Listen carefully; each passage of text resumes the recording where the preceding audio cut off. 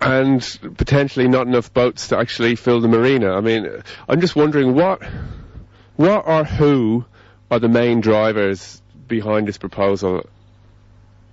I'd say mainly the real estate industry in Whangamata. It's and what they're selling is lifestyle. They're selling a house, a boat, and at a flash scale. So it's lifestyle. It's not about fellas retiring and wanting to live on their boat, because I know heaps of guys like that, and they use trailer boats because they get out there all the time. It's that kind of a shallow estuary here. The real boating people who do go boating. So it's a lifestyle thing. They're selling lifestyle, and that's, I would say, the real estate industry is probably the main driver. So if they're the main drivers, who are the people in the main opposing it? I noticed there's a surf break society. Who else is there? Yeah, well, it's a dangerous thing to oppose this marina, because they're highly litigious people. I know many people have had legal letters, or pseudo-legal letters threatening them with all kinds of things. I've had 3 myself. I had one just recently, actually, about 2 weeks ago. I would say, well, iwi are opposed to it because they want to build a rock-lined canal through a Kaimoana bed. It's a Kaimoana bed with a 6,000-year geographical history, a 1,000-year cultural history. The surfers are opposed because of the Whangamata bar, the famous wave. They're worried about traffic of larger boats, plus they want to know if the high quality of the wave is going to be affected by internal dredging, like what happened at Mandaka.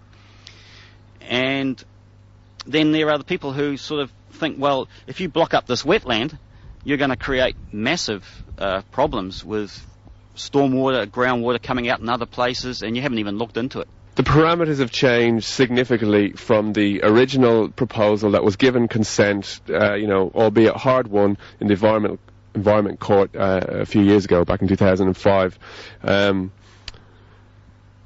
I suppose potentially those variations, those changes in the proposals now would allow those opposed to this proposal maybe to get back in and have another go? We would hope so. You would think so.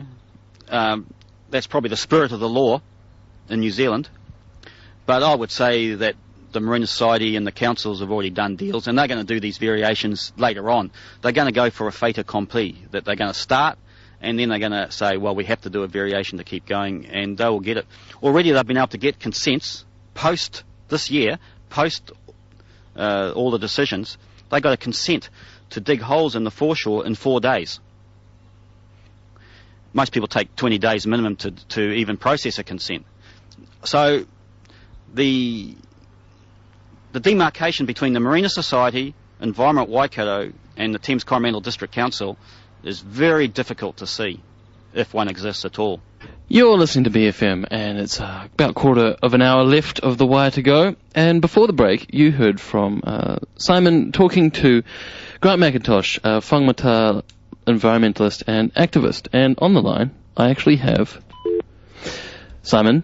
Hey there, Tim. And there he is. How you going? Good.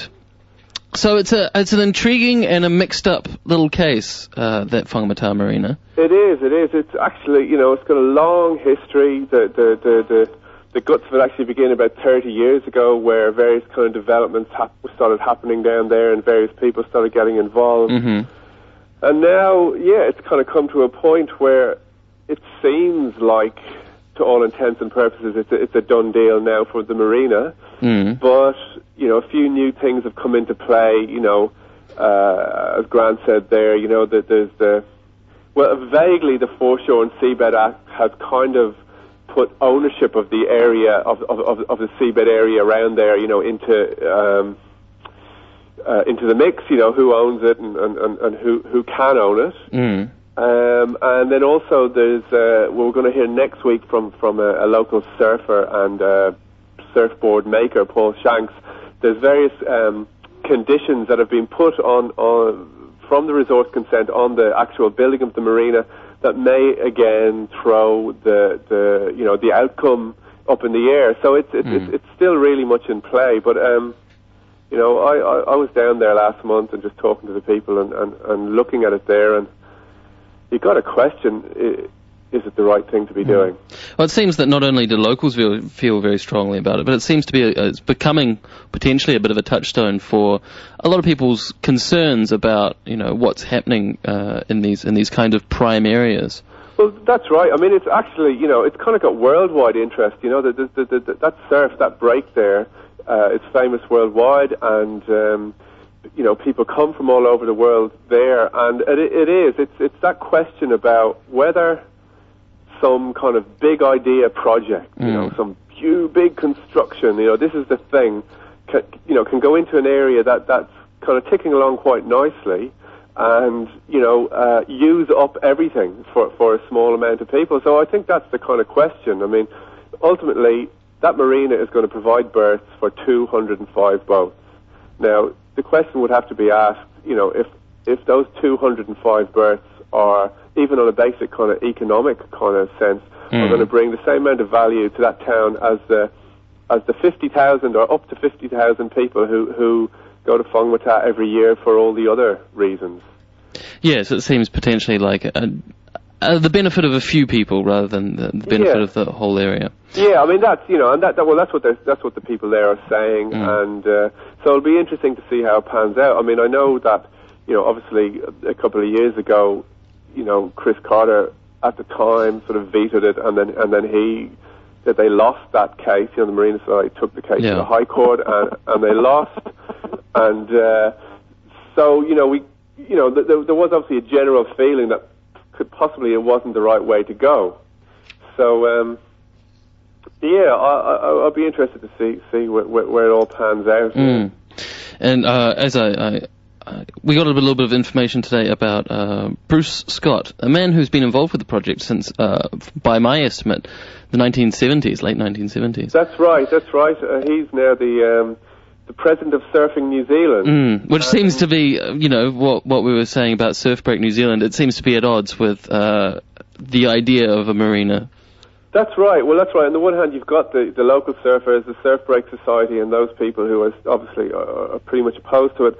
And then Surfing New Zealand, who, well, their sort of position is kind of on the fence, but Mr. Scott has definitely been involved with the marina from day one. So so we might have to follow that one up. The politics of it are kind of Machiavellian and intriguing. Thank you very much, Simon. We'll hear from you again next week. Will do. Cheers, Tim. Bye. Bye. Sustainable Simon there, with his continuing story about the Whangamata Marina. I'd like to hear any opinions you might have on this. I know a lot of people have very strong opinions that this thing shouldn't go through, but maybe we'll hear some pros. 021 312 006.